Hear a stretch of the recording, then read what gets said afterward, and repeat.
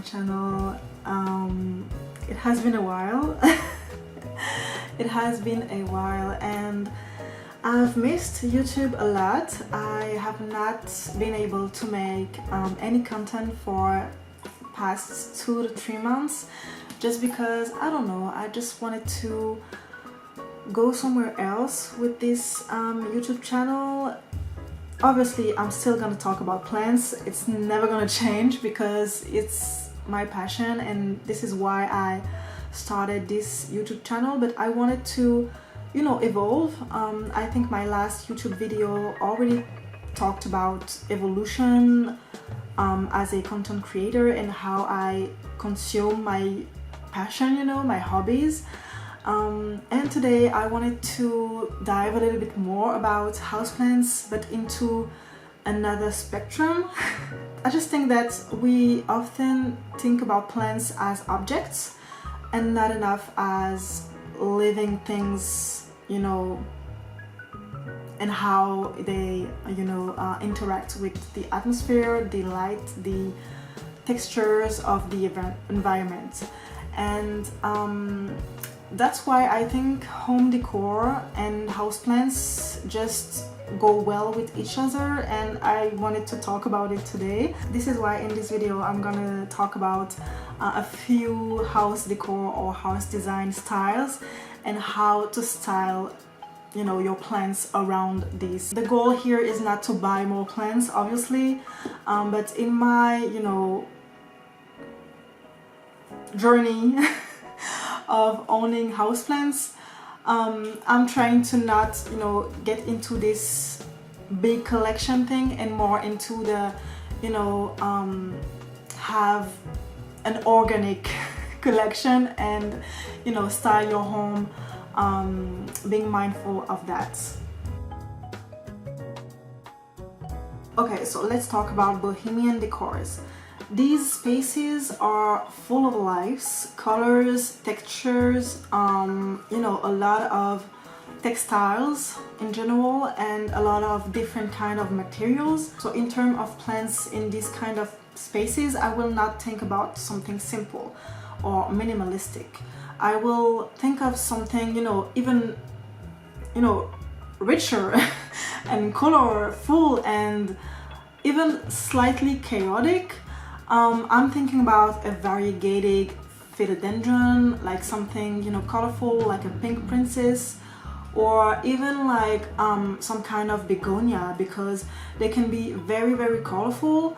And even if you like to go a little bit wild and, you know, being full of life is exciting to you, I will think about something textured, like a begonia ferox.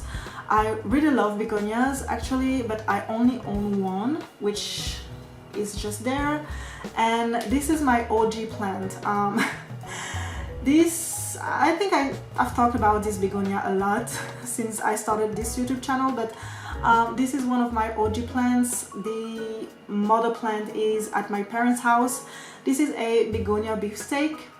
And I think with this terracotta pot, even if it is not a very textured begonia or a very colorful begonia, with the red back of leaves, I think it could be a nice plant for your bohemian decor. I really think about colorful plants. You don't need necessarily big plants in these kind of spaces because there is already a lot going on. You can have small plants, but play with colors or textures. I actually love begonias, but I don't know why I never bought some more, you know. Every time I see a begonia in a plant shop, I think, oh, it's beautiful, but I never end up buying one. So yeah, I'm just sticking up with my OG that I, you know, killed a few times, but we are still here with the beautiful begonia beefsteak. Okay, so for the second home decor style, I'm gonna talk about minimalism. This is the complete opposite of bohemian, yeah, I know, but the logic is the same, you know. Minimalism is very light, a lot of bright light. Actually, we can also see a lot of pine wood, you know, furnitures. We also like to see some cotton, linen, you know, this kind of textiles. And it's rare, but a lot of people actually like it. You can also see some dark pieces, like dark wood pieces, but it has to be in a, you know, minimalistic aesthetic. You know, the way the furniture is actually made has to be simple to, you know, get into this minimalistic vibe. For this kind of decor, I will, of course, because it is cliche, think about a bonsai, because it is a statement piece, and it is, you know, really getting into this simple and light, you know, elevated and light mood for a minimalistic home. But also other plants can be statements, you know, other plants can be as powerful as bonsais, and also not a lot of people know how to take care of bonsais anyway. So I'm talking about me. If you don't have a bonsai, or if you don't know how to take care of a bonsai, I will think about something a little bit more common, but not a lot of people can grow big, sort of these kind of plants. Air plants. These are, I don't know, before I was not into air plants. I'm gonna get real with it. I did not think these kind of plants were interesting to me. I went into a big trip in Brazil, in Rio de Janeiro, and I saw, you know, wild air plants in the you know, in the streets, into the actual trees on the streets, and I thought they were beautiful in the widest form, and some of them were really, really, really big, and that's where I found them interesting. And I think for a minimalistic home decor, something light, something, you know, peaceful and elevated, an air plant, but a big one, would be really interesting. If you are not into air plants, which I would understand, I will think of a silvery plant or a silvery Hoya, because Hoyas can get really big and you know, add some texture without creating too much, you know, visual noise, or without it being too complex for the actual home decor style. And mine will be my beautiful Nova Ghost, which is one of my favorite plants of the time. She made 2 new leaves lately, and these are absolutely stunning. I'm just in love with this plant. So yeah, I think overall plants in minimalistic kind of spaces are not here to, you know, fill the room or create any noise or complexity, but they are here to, you know, go along the peaceful and elevated mood that there is in these kind of spaces. And I think a light colored plant, or something that will be a nice presence, you know, a big plant, but not too complex for the eye, would be perfect. Okay, third idea, the industrial decor. This is my least favorite house decor, by the way, but it is existing, and there is plenty of nice homes with this kind of style. I would say that when I think about industrial decor, I will always think about something cold, because there is a lot of cold materials, which are metals, bricks, not a lot of wood, but, you know, a lot of hard and cold materials. And often they are also dark, because not a lot of people with this kind of interiors are lucky with big windows. And if you don't have a good lighting condition, you know, natural light getting into these apartments or houses, you can have a really, really dark ambience overall. And I think that's it is actually cool, but you have to, you know, balance it out with some, you know, some things that gonna soften the hard and cold feeling, and also like plants that are gonna give this natural and wild energy back into these you know, very hard and cold materials. So that's why I will not think about something too small with these decors, but really like the common and most popular plant, the Monstera family. You can obviously play with the subspecies, you know, you are not obligated to have the classic Monstera, but I will say that the Monstera is really nice, and also really this is a plant that will grow and spread wildly without trying too hard, you know. You are not gonna be able to keep these plants into a nice steady, you know, form. The Monsteras like to, you know, climb, they like to spread, they like to get big, they like to have a lot of complexity, and they are dark colors. And also what's nice about Monsteras is that they are able to grow nicely without too much bright light. So if you have an industrial home without a lot of bright lights, Monsteras can be your best friends, because often when you don't have a lot of natural light in your apartment, people will always, you know, approach you with some ZZ plants or some kind of, you know, plants that are, you know, able to grow into low light conditions, but they are not really, you know, crazy. I don't know, I like ZZ plants, but they do not go wild, if you know what I mean. And I think in these big spaces, because industrials own, some of them can get really big because of their structures, you will likely have some big plants to balance it out nicely and evenly. So a nice and big, you know, classic Monstera will be, I think, the perfect match for that. We are she's getting too big.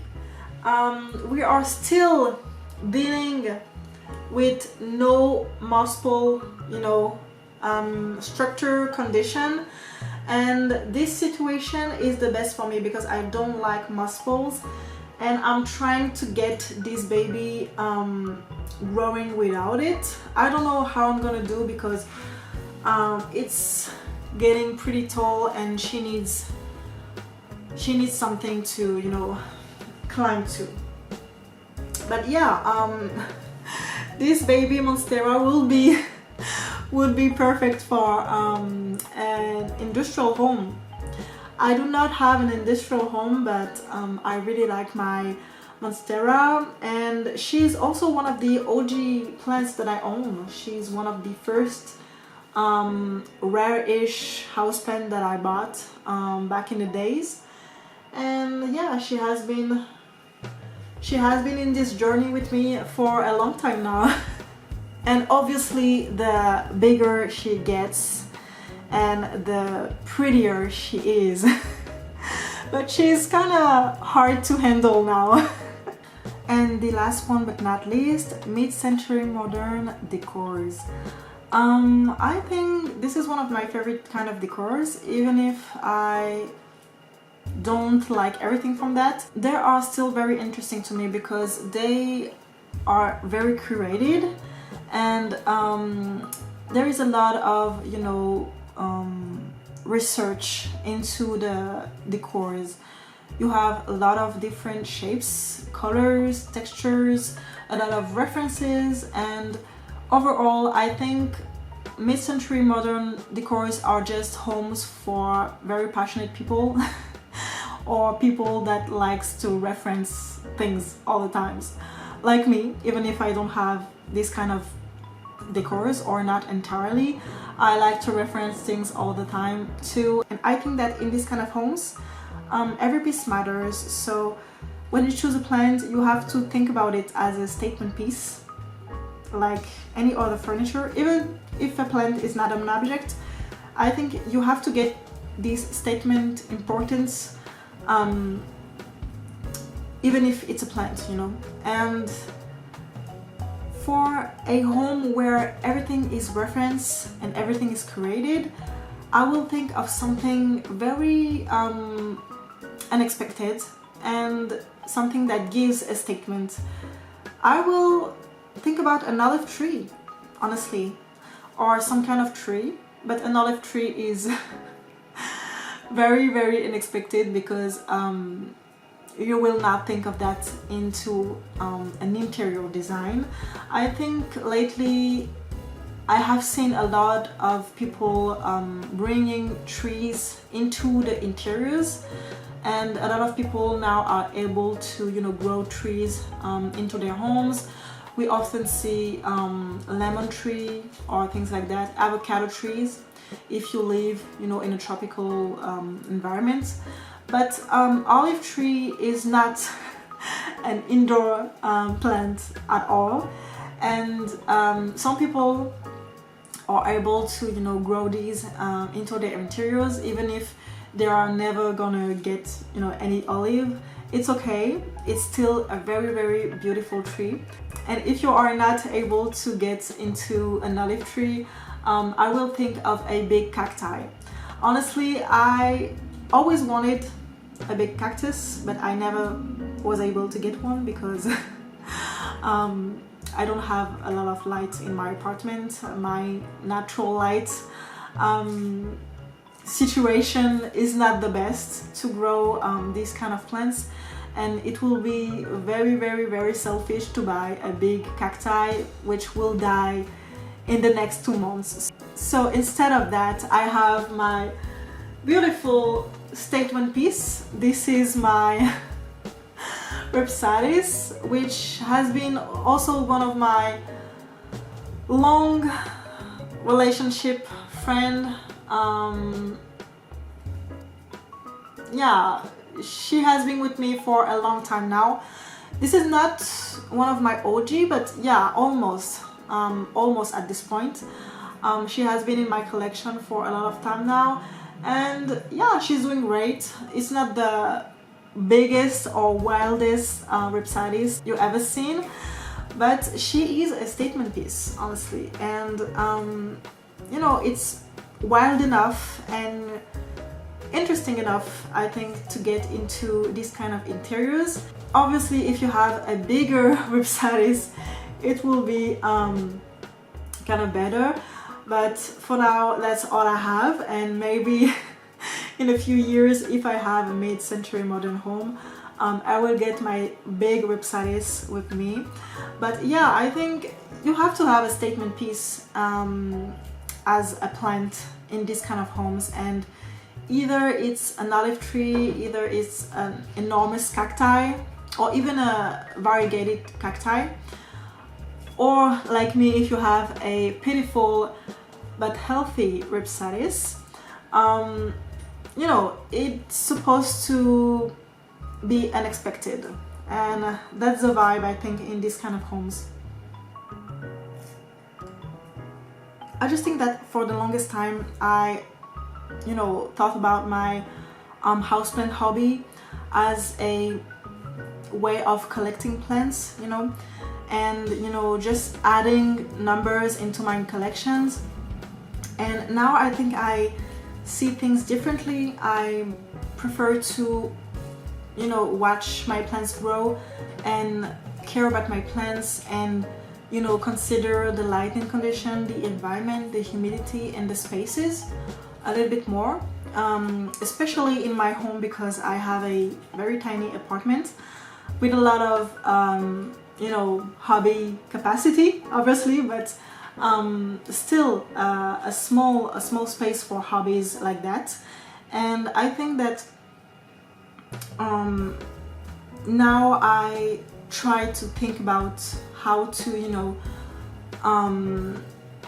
be intentional into this hobby and how to not get into the adding numbers into my hobby,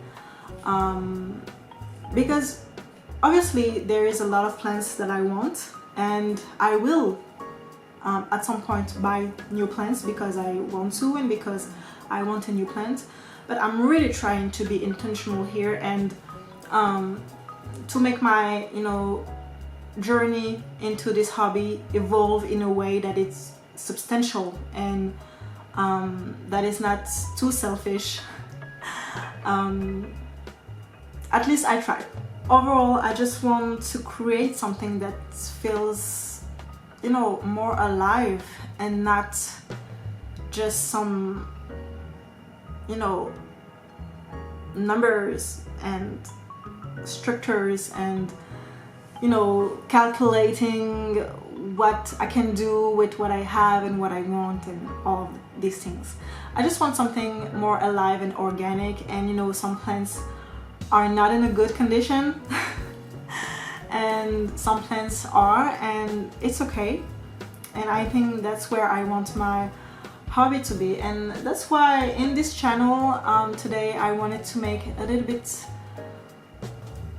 more of a dive into the intentions of choosing your plants, or where you want to put your plants into, the spaces you can get into your plants. And yeah, I think that's where I want to put my mind into a little bit more. And if you liked this kind of video, I can make more. I can surely make more of them because I have a lot of ideas about that. And yeah, that was it, I think, for this video. I hope you enjoyed it. I enjoyed it a lot, and I will see you in my next one. Bye!